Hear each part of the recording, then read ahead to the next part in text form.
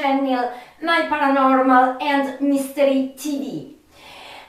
You must know that I usually wear in black, almost always in black. But if you talk about Carrie White, which is the first image you see in your mind, Carrie completely drenched in blood, so I couldn't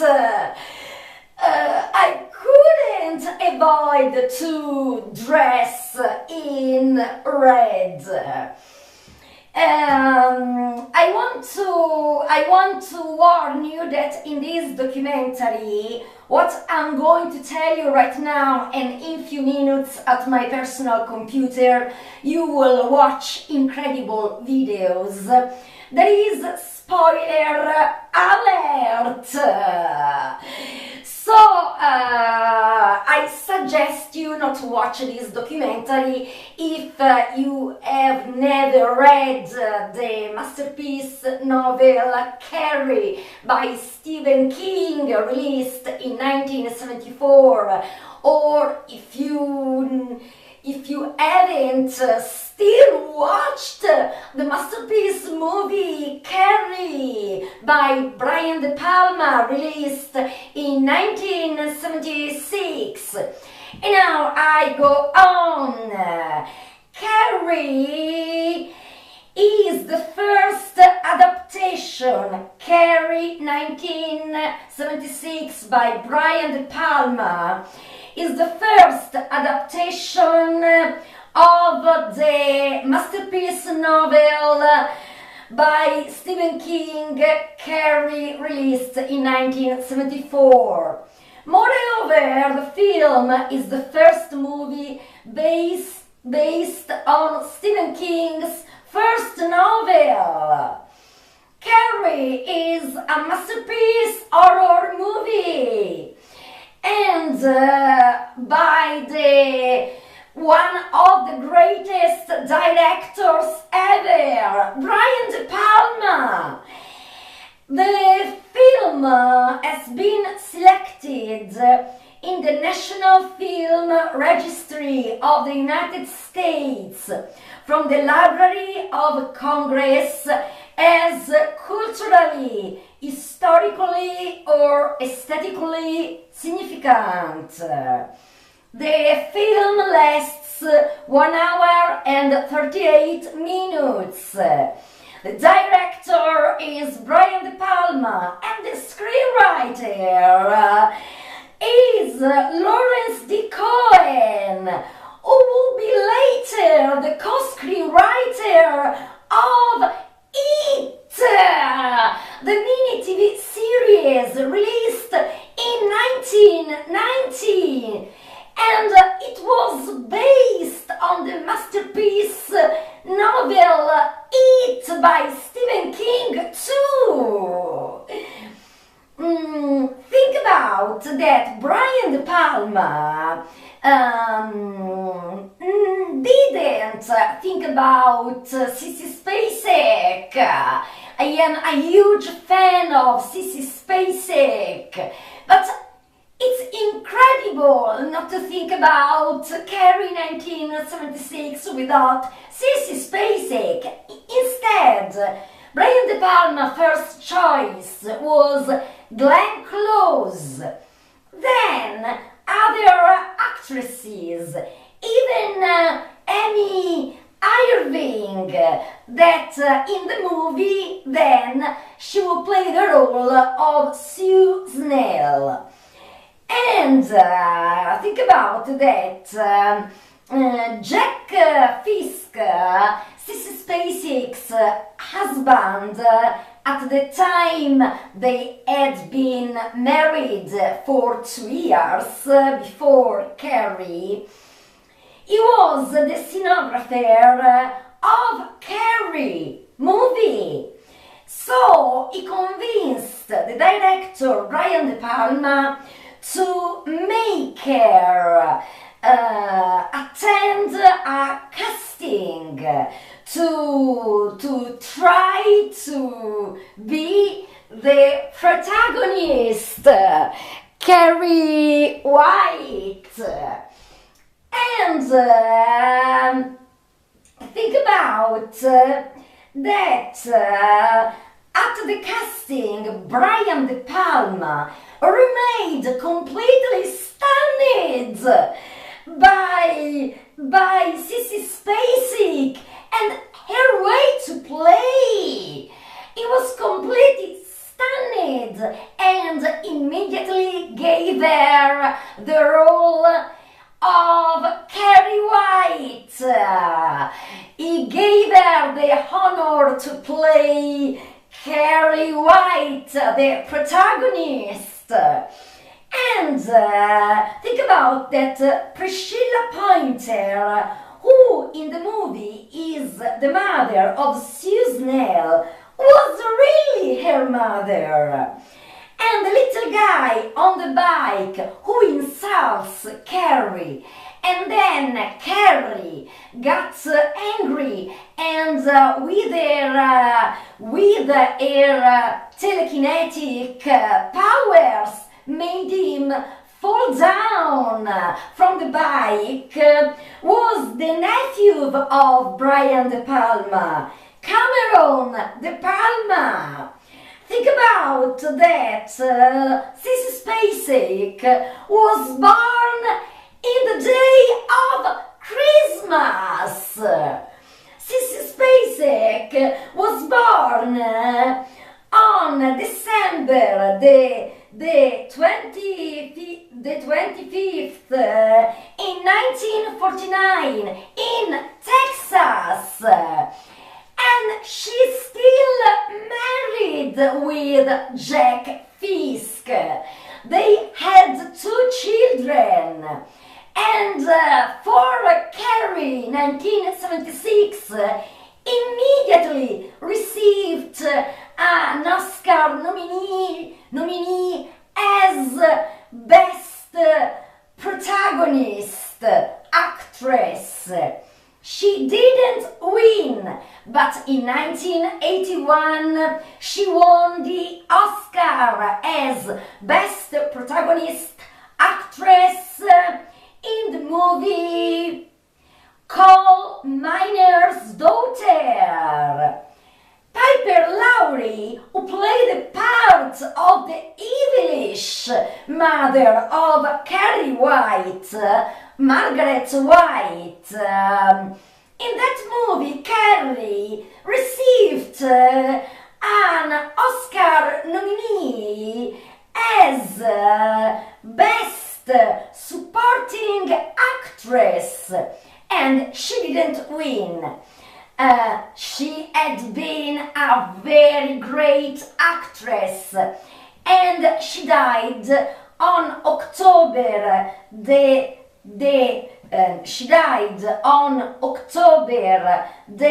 14th in 2023 at 91. So, and the William Katt, who plays the role of Tommy Ross, played in many movies and TV series, but he is still very famous for having played in the unforgettable TV series Perry Mason beside the mythical Raymond Burr. And this is another curiosity. Betty Buckley, who played the role of Miss Collins, the only loving teacher towards Carrie, in the scene in which she slaps Chris Argenson, played by Nancy Allen, was real, not acting. And Nancy Allen didn't know about this, so the scene was really real. When she slapped her several times, it was real, and Nancy Allen didn't complain. And think about that 3 years later, she got married with Brian De Palma. In 1979, they divorced in 1984.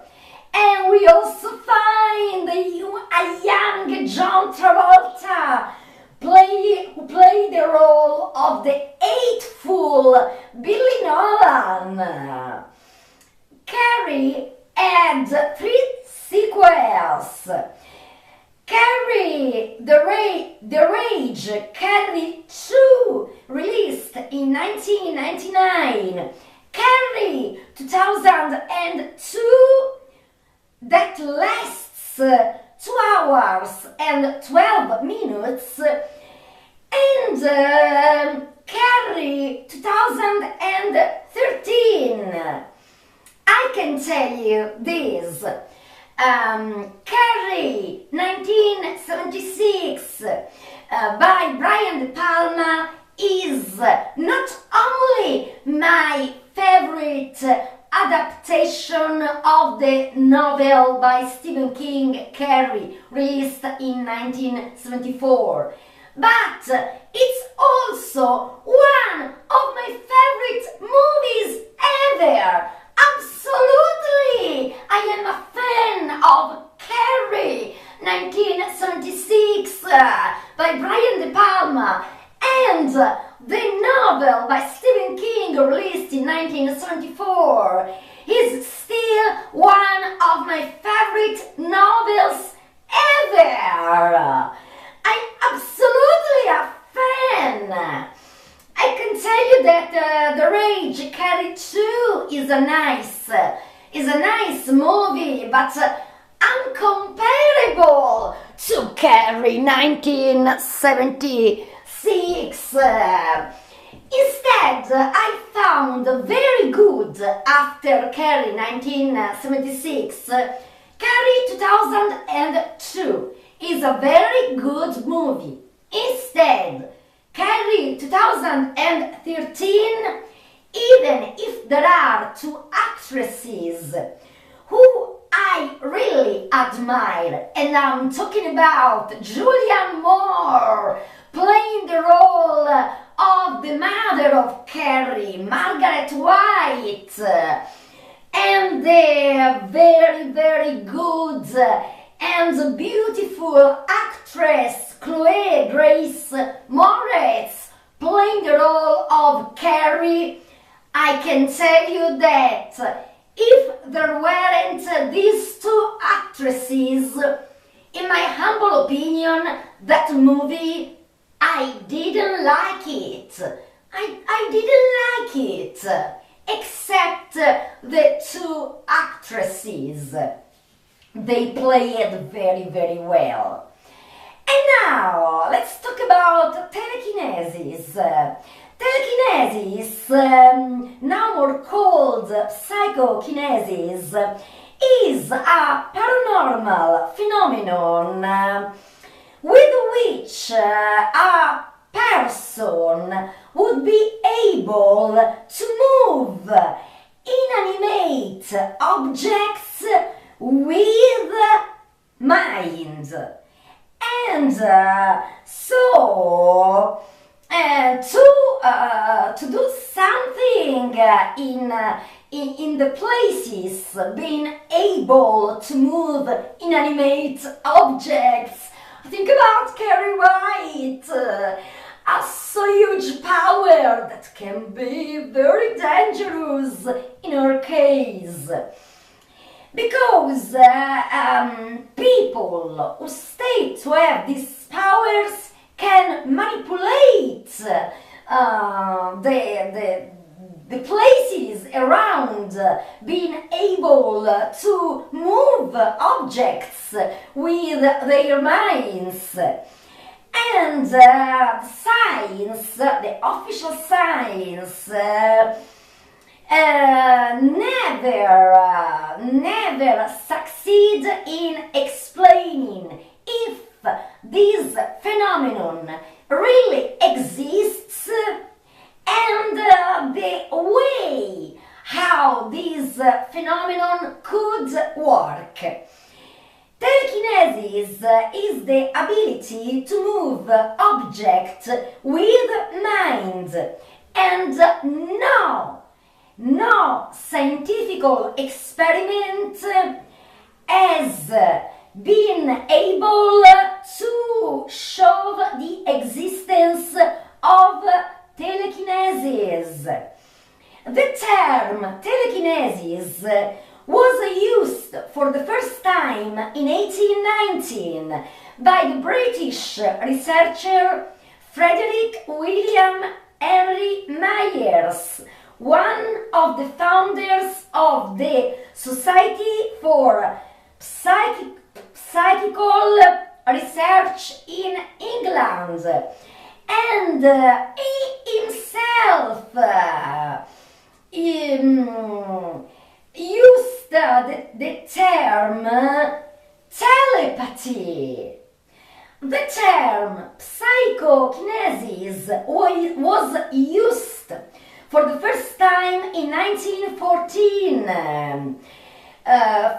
by the American author Henry Holt and adopted by the American famous parapsychologist J.B. Ryan. It is considered a phenomenon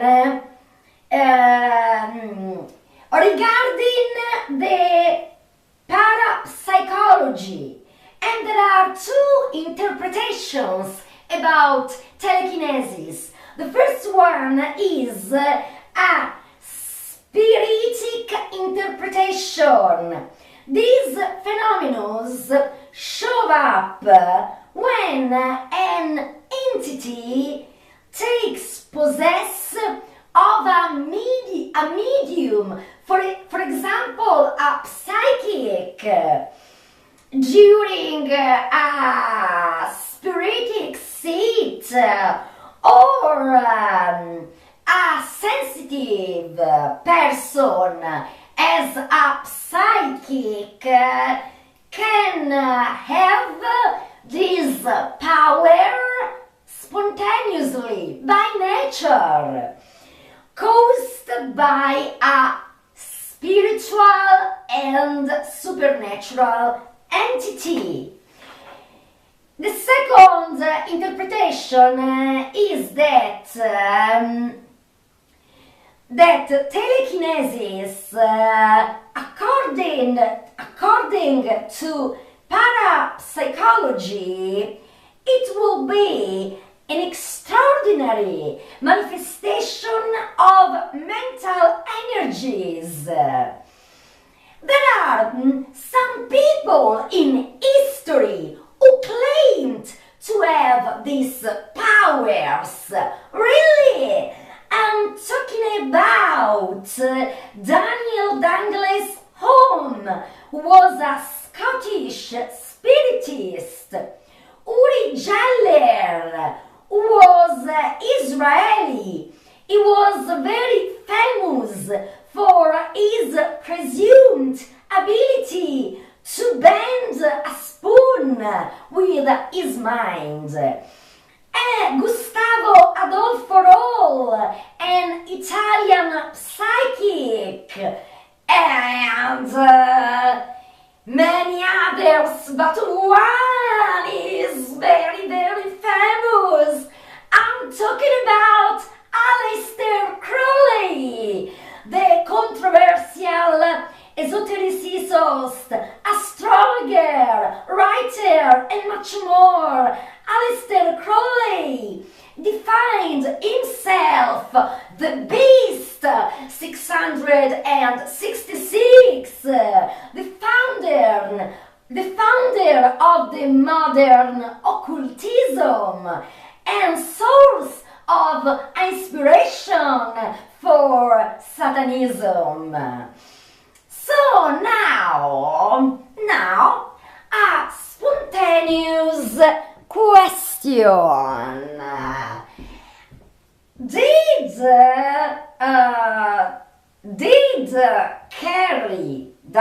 Carrie, as fictional character have these telekinetic powers by nature or given by Satan? Let's discover it at my personal computer. Incredible videos.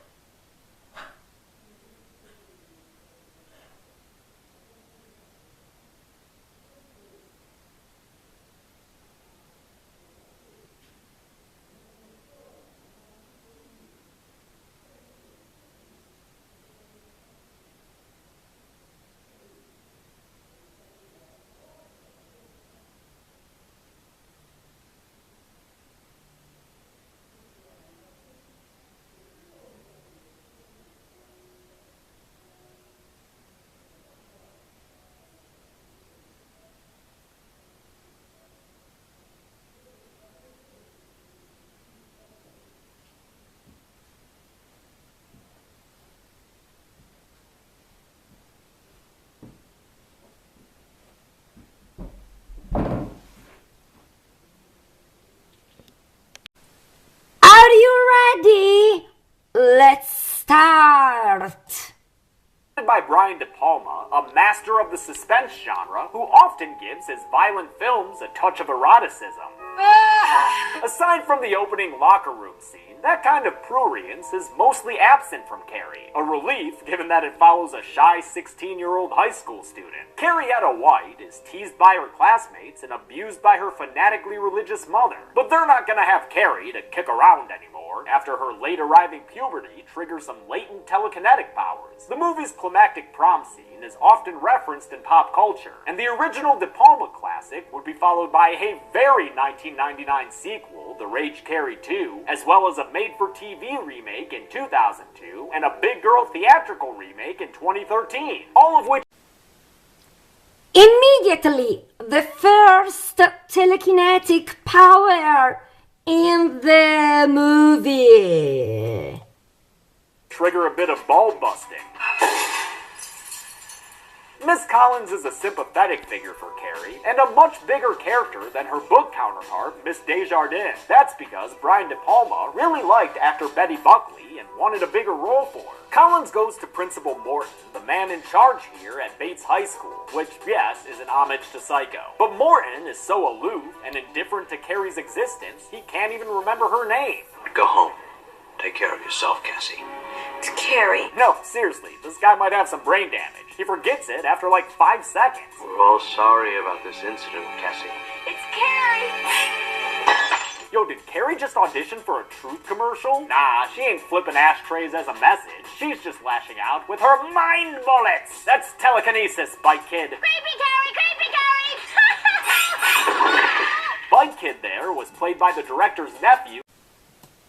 You find Jesus. And I pray you find Mordor, Ms. White. Make sure you take some elven bread. When she finds out about Carrie's incident at school, Margaret loses her Jesus-loving mind and beats her daughter down with some accusatory literature. She blames Carrie for her original sin, but her daughter bites back, angry that she was left in the dark about her biology. You should have told me, Mama. You should have told me. Her cries for sex ed are met with a visit to the Chokey, where she's forced to pay tribute to a figure somehow scarier than your average crucifix, the statue of Saint Sebastian pierced with arrows. This holy nightmare fuel was made by art director Jack Fisk, who would get Oscar nominations for production design for his work on There Will Be Blood and The Revenant. He also played the Man in the Planet in...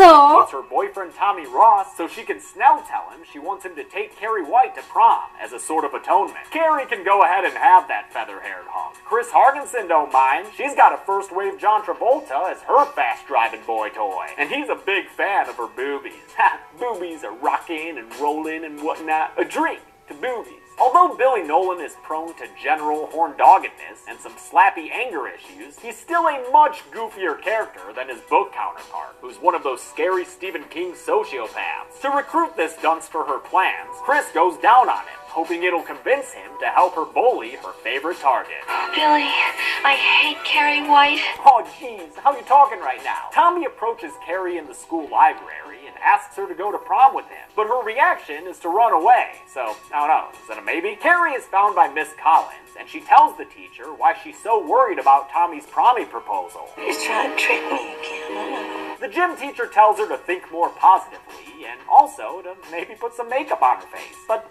she means it as a compliment, I swear. Carrie as his date when he drives to her house after school and refuses to leave her porch until she says yes. And who says romance is dead? This scene is one of about a dozen that wasn't originally in the novel. Instead, it was created by screenwriter Lawrence Cohen, who had been familiar with the story since he read King's manuscript of the novel years earlier. Carrie is having her last dinner with her abusive, fanatic mother. And look...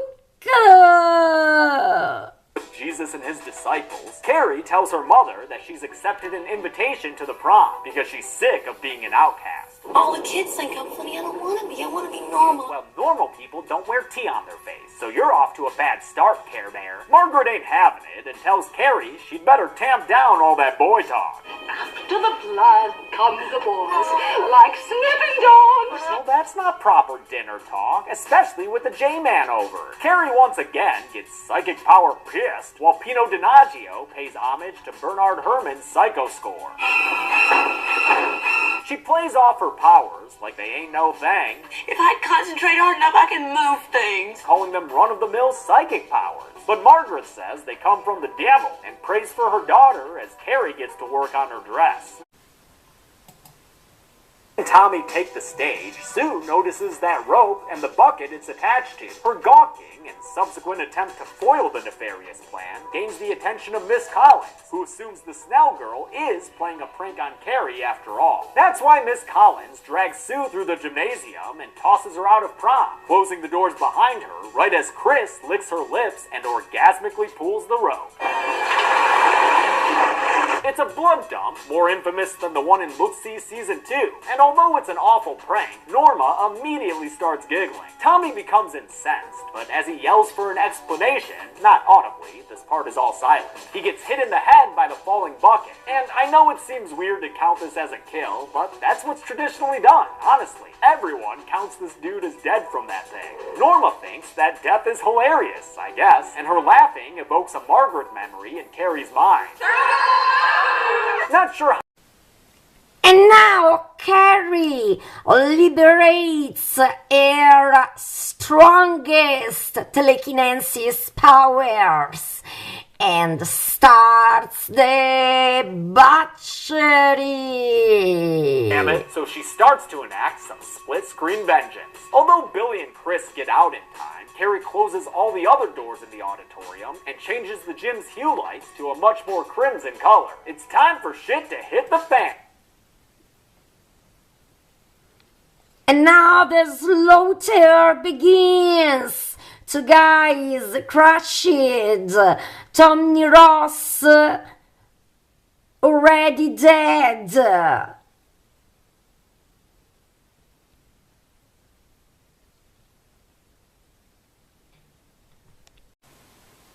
One guy tried to reach The hose, only to hit the spotlights, taking us out of red Tintovision, before Carrie directs the stream towards the mic on stage where Principal Morton and Mr. Fromm are. That finally gives me another kill to count, when Principal Morton is electrocuted and thrown off stage. Talk about a hot mic. Another fatality I'll sadly have to count is Miss Collins's, since she's killed by a backboard that swings down and crushes her. It's tragic since she only ever looked out for Carrie, but her death adds a nice moral ambiguity to Carrie's runaway destruction. Mr. Fromm then finally meets his own end when he's shocked backwards by the mic stand and extra electrocuted against the light board there. Oh, with a little fire for good measure too. Carrie, completely covered in blood, walks through the gym and locks the doors behind her with her mind, condemning everyone inside to death. And now it's the time to die for Evilish Chris and Billy Nolan. Races past Carrie towards the school. Chris and a very drunk Billy drive straight towards the blood-soaked prom queen, intending to run her over after having seen her TK massacre. Let me know how that goes, Chris.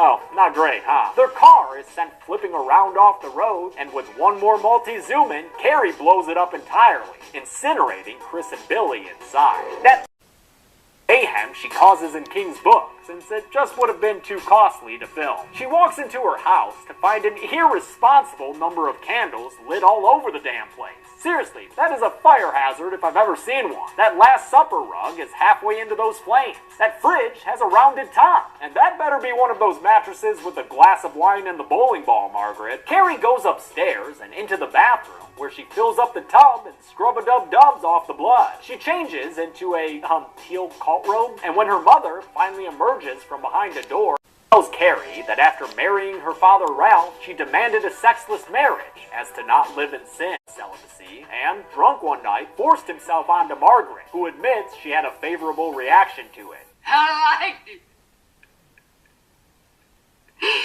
Well, that dirty touching of his hands on me all over me.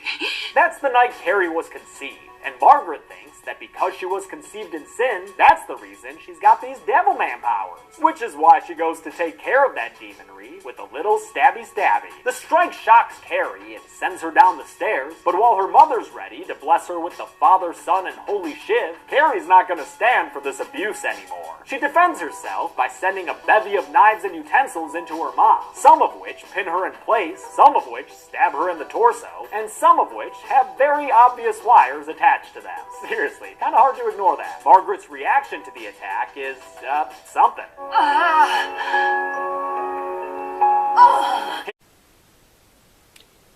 One of the most shocking deaths in Carrie 1976, the death of Margaret White. Look. Came up with this symbolic end at the last minute, which took them an entire day to film. Carrie slowly gets up and screams at the realization of what she's done, an emotional outburst that quickly begins to destroy the house. She drags her mom's body into the prayer closet as their house falls apart around them, and Carrie White dies in the closet from being crushed by debris. And if that didn't do it, the house catching fire probably did. And if that didn't do it, well, I mean, the thing is sinking. There are several differences between the movie Carrie 1976 and the novel by Stephen King. Look at these. Let's discover them together. Look. Stephen King's 1974 novel, Carrie struggles with acne and being overweight, which are two main reasons why she is bullied. In the movie, she has a small and wiry frame with clear skin. Gotta be honest though, Sissy Spacek did an outstanding job playing this role. She gives a really iconic performance and creates a dramatic act for the audience to better understand her intense fear of her mother and her constant inner conflict relating to pleasing her mother and being a normal teenager. Anyway, back to the point.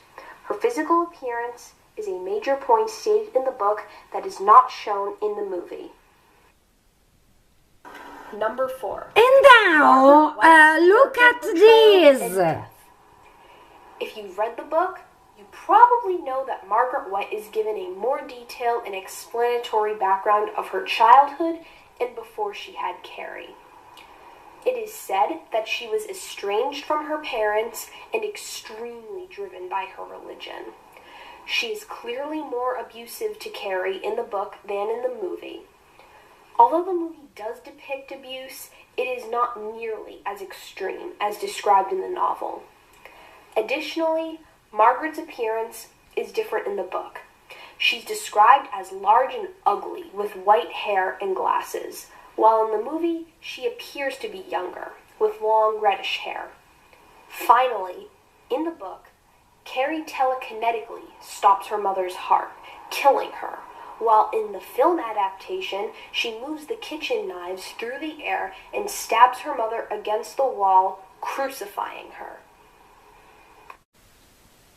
Also, the end is different because in the movie, after Carrie murders a vast majority of students and teachers, she walks home bloody and barefoot and telekinetically sends Chris and Billy flying through the air in their car, colliding to the ground in a gruesome explosion. She takes a bath and seeks comfort from her mother, which does not end well. In the novel, Chris and Billy flee the prom and retreat to a roadhouse for a post-prank as Carrie goes home and gets stabbed in the heart.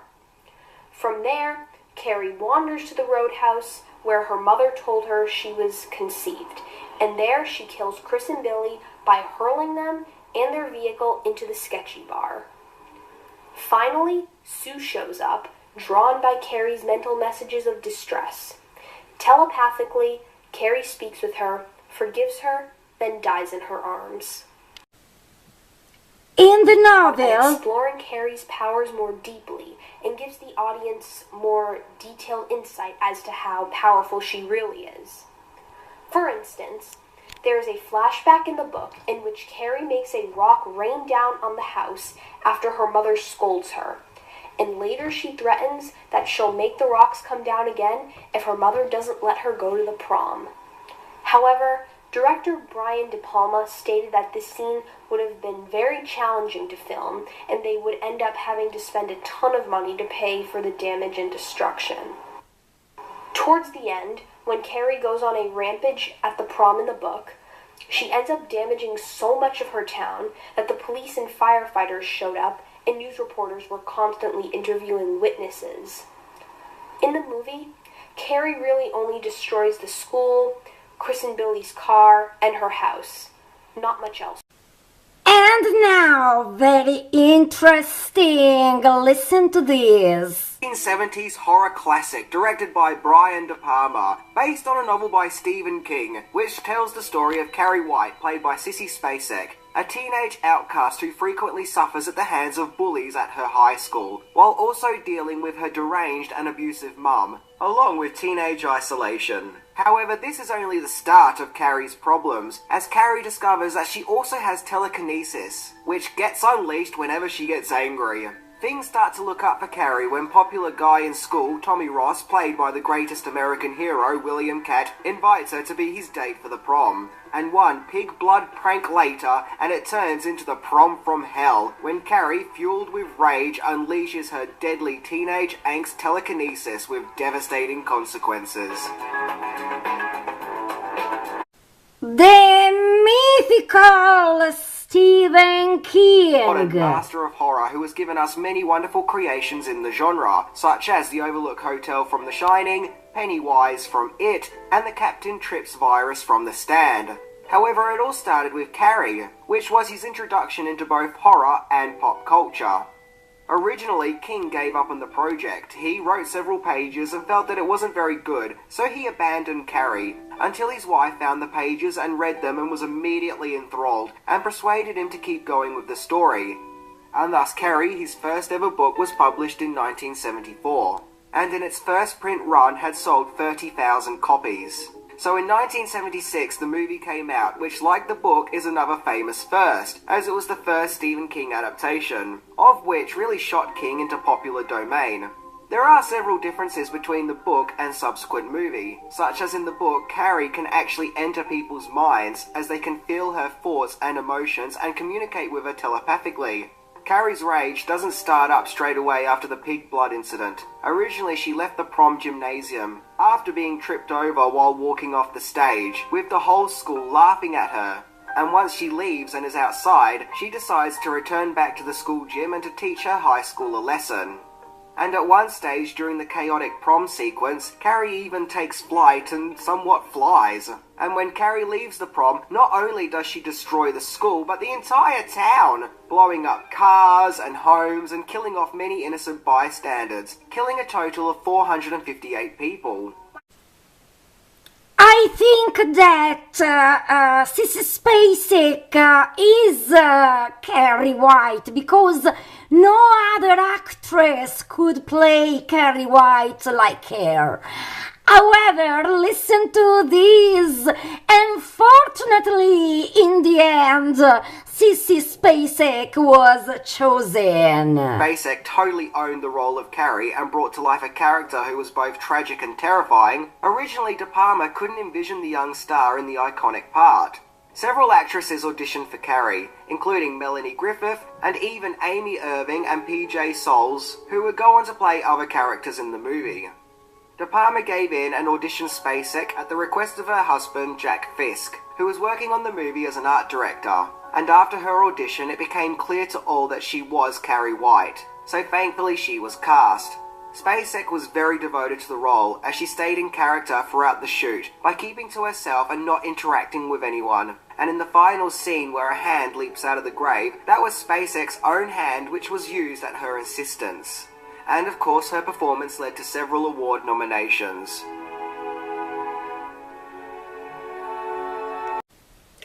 So, do I believe in telekinesis? I tell you, yes I do, because of personal reasons. Does Carrie's fictional character have these powers from Satan? No, she doesn't.